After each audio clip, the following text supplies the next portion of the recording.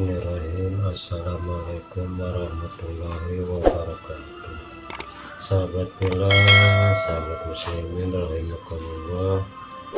Dalam kesempatan ini saya mau mencoba membuka biografi kehidupan almarhum Kiai Haji Jainuddin Amjad. Semoga beliau di alam sana mendapat rahmat Allah SWT serta mendapatkan tempat yang nikmat radha menjadi. Sahabat Bella, siapa yang tidak kenal almarhum Kiai Haji Jainuddin Amjad semasa hidup, di mana beliau saya menyampaikan biografi Kiai Haji Jainuddin Amjad ini adalah hanya ingin menyampaikan kepada halayak umum tentang perjalanan almarhum semasa hidup, dari kecil sebagai si Udin kecil, panggilan kecilnya, sampai menjadi ulama kiai sejuta umat. Siapa yang tidak kenal ulama semasa hidup yang disebut kiai sejuta umat?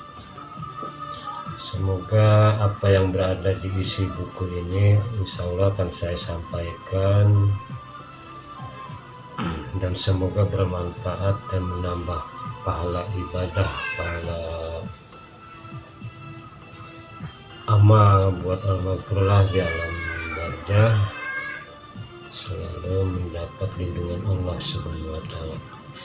Namun sebelumnya saya mohon izin dan saran apabila apa yang saya sampaikan ini salah atau tidak berkenan atau boleh dilanjutkan di episode berikutnya, mohon disampaikan kritik dan sarannya di kolom komentar di channel saya. Tema pertama yang akan saya bahas adalah tentang jalan hidup dai sejuta umat.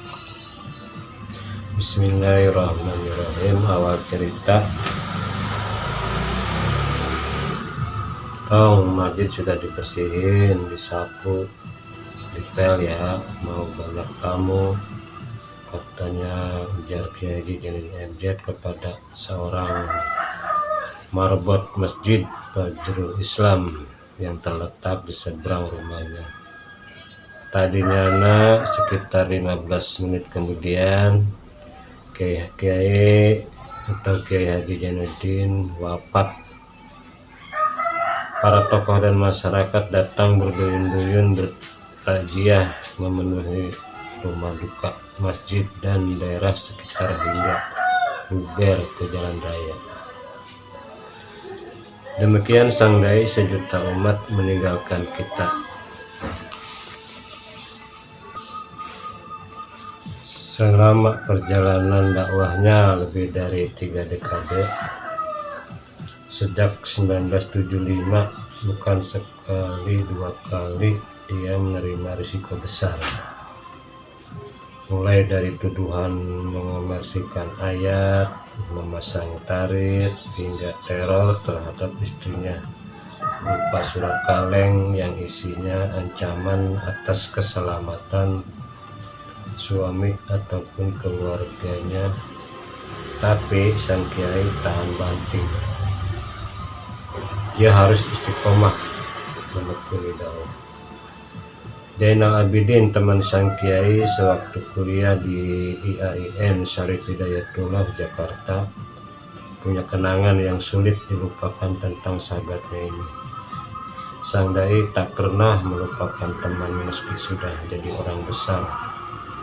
Malam itu selepas berceramah di Cirebon, Kiai Haji Jainuddin Amjad mampir ke rumah Zainal Abidin.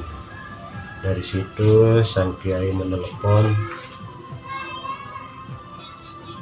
Maskur, teman kampusnya yang tinggal di Cempaka Putih. Dia ingin mengajak kedua temannya ini melakukan perjalanan nostalgia ke Bandung. Pada hari yang ditentukan, Maskur dan Zainal Abidin datang ke rumah Kiai Haji Jainuddin di Jalan Aum, Gandaria. Ternyata dia sendiri tidak ada di rumah karena masih di Jogja. Baru sejam kemudian dia tiba dan langsung mengajak mereka berangkat ke Bandung. Maskur hanya geleng-geleng kepala meski usai melakukan perjalanan panjang yang jauh penuh acara, tapi tidak terkesan sedikit pun dia lelah. Malah selama perjalanan ke Bandung dia tetap tampak segar dan fit. Sejak berangkat sampai di rumahnya yang lain di Cimahi, dia tak henti-hentinya mengajak Maskur dan Zainal Abidin bercanda. Humor-humornya terus mengalir. Maskur heran, ada saja humor-humor kocak yang dia sendiri belum mendengar sebelumnya. Apa sebab sang kiai tahan banting dan begitu energik? Adakah ini bersumber dari kebiasaan kerja keras yang dia pikul sejak di bangku kelas 1 SD? Atau dari semangat dakwah yang setelah mengalami asam garam kehidupan akhirnya dia yakini betul sebagai panggilan jiwa dan jalan hidupnya? Jainuddin lahir pada Senin 2 Maret 1952 di rumah orang tuanya yang khas Betawi berukuran 8 kali 5 meter, berdinding anyaman bambu dan sekeliling kebun karet. Perkampungannya di Gang Cemara, Kelurahan Keramat Pelak, Kecamatan Kebayoran Baru, Jakarta Selatan. Yang selalu becek di musim hujan, sang ayah termuji sosok yang rajin bekerja selepas pulang dari kantor PLN. Biasanya dia langsung menuju ladang, menanam kedelai, singkong, dan pulang membawa rumput untuk kambing peliharaannya. Termuji cukup dihormati dan disenangi oleh teman-teman dan tetangganya. Ini orang tua almarhumnya. Sebab dia pribadi yang taat beragama, punya sedikit kemampuan, pintar ngomong, dan banyak melucut meski tampak pendiam. Sayangnya dia harus pergi untuk selamanya pada saat Udin, panggilan Kiai. Panggilan kecilnya Udin berusia 2 tahun. Sang ibu Zainabun menikah lagi dan dari suami keduanya dia dikaruniai 3 orang putra. Udin mendapat ayah tiri yang dia kira ayah kandungnya sendiri. Namun pada usia 5 tahun, Udin harus kembali kehilangan ayah kedua karena wafat. Meski saat itu masih cukup muda, Zainabun berniat tidak menikah lagi agar tidak membebani orang tua. Kini kesibukan baru mengisi hidupnya, berdagang nasi soto di perempatan Jalan Radio Dalam. Dan Udin pun sudah sekolah di SD Keramat Pelak yang jaraknya 1 km dari rumahnya. Bagi Udin, masa SD adalah masa paling menyenangkan, sekaligus penuh cerita dan penuh derita. Dia sering bermain dengan teman-teman sebaya, bersukaria mandi di sungai dekat Taman Puring, main mobil-mobilan yang terbuat dari kulit jeruk Bali, dan mainan sederhana lainnya. Namun di luar itu semua, dia seperti sudah dituntut dewasa. Sejak di bangku kelas 1 SD, pada setiap pagi sebelum berangkat sekolah, dia harus membantu ibunya ke warung. Dia harus menimba air sumur dan mencuci piring. Pada usia sedini itulah Udin sudah paham arti perjuangan keras sang ibu. Maka pada usia sekitar 9 tahun, dia pun berjualan koran. Dia bertarung dengan kerasnya kehidupan bersaing mendapat sesuatu nasib demi meringankan beban orang tua. Bocah yatim itu telah bisa menikmati hasil keringat sendiri. Satu peristiwa yang membuat hati Udin teriris adalah saat menyaksikan anak-anak sebayanya duduk di motor dan mobil bersama orang tua mereka. Serasa tidak menerima dan ingin berontak, dia mengadu kepada Allah. Hatinya menjerit dan berseru, "Mengapa aku tidak ditakdirkan seperti anak itu? Apa beratnya bagi Allah menjadikan aku seperti anak itu?"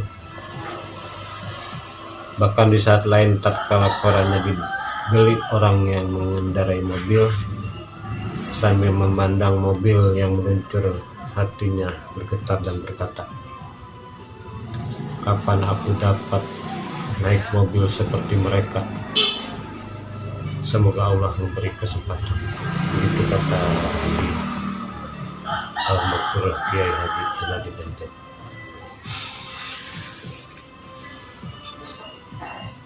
Tatkala korannya dibeli orang yang mengendarai mobil, sambil memandang mobil yang muncul, hati Udin bergetar dan selalu berkata-kata seperti tadi.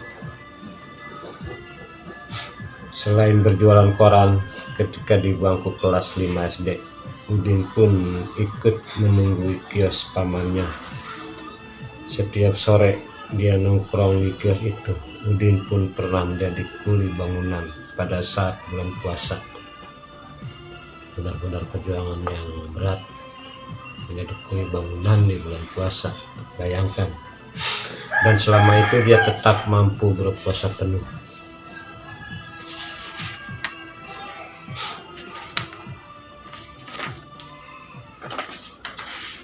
Hidup Udin mungkin terlihat acak-acakan, tak beraturan.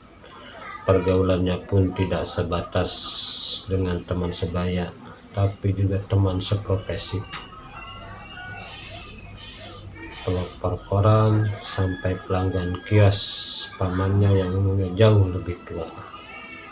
Tapi di sisi lain dia mendapat pengalaman berharga yang tidak ada di sekolah.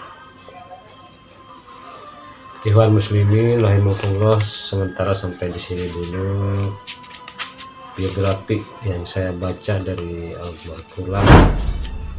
Semoga bermanfaat. Saya minta saran dan kritiknya di kolom komentar. Apabila bermanfaat atau boleh dilanjutkan, silahkan komentar di kolom bawah. Terima kasih. Wassalamualaikum warahmatullahi wabarakatuh.